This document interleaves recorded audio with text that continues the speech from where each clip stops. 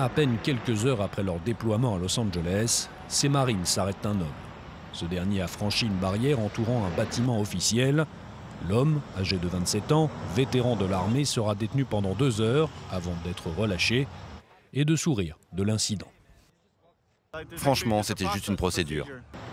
Les Marines, formés pour les zones de guerre, ont suivi une formation express en maintien de l'ordre. Leur déploiement, c'est une manière pour Donald Trump de répondre aux violentes manifestations dans la ville californienne en réaction à sa politique migratoire.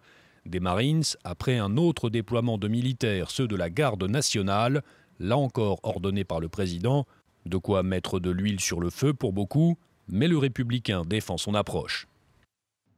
Si nous n'avions pas envoyé la garde nationale, Los Angeles serait en train de brûler en ce moment même.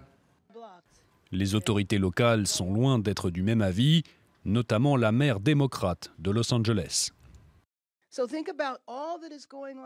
Pensez à tout ce qui se passe dans le monde aujourd'hui et posez-vous la question.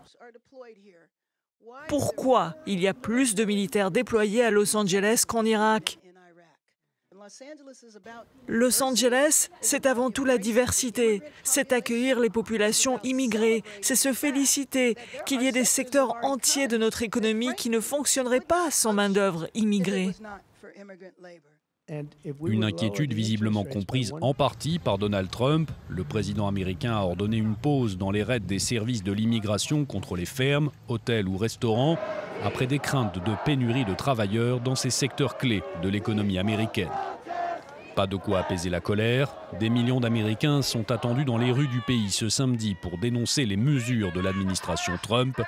Baptisé No King's Day, cet événement se tiendra au moment même où une parade militaire se déroulera dans les rues de Washington, le jour même du 79e anniversaire de Donald Trump.